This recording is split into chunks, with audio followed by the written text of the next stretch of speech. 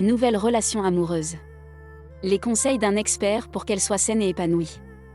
S'il faut un peu de temps pour connaître sa moitié, certains principes sont indispensables pour bien démarrer une relation et la construire sur des bases saines et solides. Les conseils d'un psychanalyste. Si tous les couples aspirent à construire une relation saine et épanouie, une histoire équilibrée nécessite de mettre en place quelques habitudes. Il faut des sentiments, du respect et de la confiance.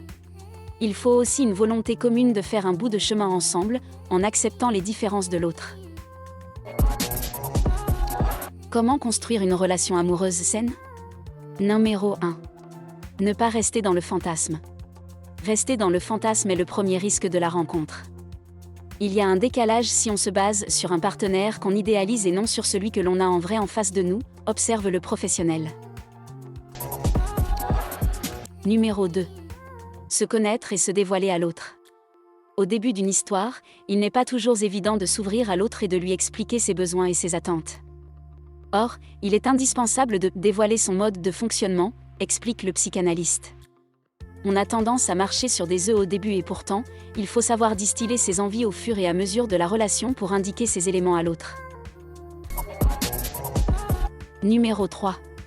Avoir une communication efficace. Il ne s'agit pas d'échanger pendant de longues heures.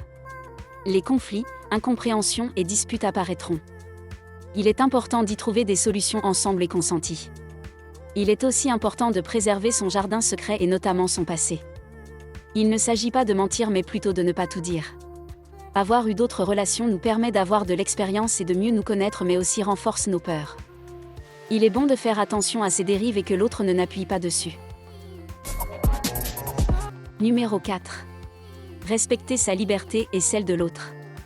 Lors d'une rencontre, on n'a souvent qu'une seule envie, passer beaucoup de temps avec l'autre et on se rend donc toujours disponible. Or, pour le professionnel, il est indispensable de préserver une certaine forme d'indépendance, la sienne mais aussi celle de l'autre pour éviter l'étouffement. Numéro 5. Respecter ses limites et définir celles du couple. C'est une étape souvent oubliée au sein d'une relation et qui peut avoir une répercussion à plus long terme. Il faut définir les limites du couple, son organisation, son rythme et ses règles. Quel couple voulons-nous construire avec quel mode d'emploi ? Toujours pas encore abonné ? C'est une blague. On s'abonne et continue. Numéro 6. Avoir des projets à court et moyen terme. Cette phase est importante, car elle permet de mesurer l'engagement de chacun. En évitant aussi de projeter d'emblée dans les 5 prochaines années, l'autre n'est pas mis sous pression s'il est aussi moins prêt. Il faut construire ensemble mais progressivement dans le rythme de chacun, partager des moments, des activités, échanger sur nos passions, découvrir, les amis, les proches et se préparer des moments à deux. Numéro 7. Ne pas chercher à changer l'autre. En acceptant son partenaire, tel qu'il est, cela prouve qu'on est dans le réel et non dans le fantasme d'une moitié idéalisée. Numéro 8. Accepter qu'une relation soit un risque. Une rencontre n'arrive pas avec une garantie que la relation marche et se transforme en grande histoire d'amour. Cela peut fonctionner ou pas. Mais en nourrissant sa relation jour après jour, on y prend le bon chemin.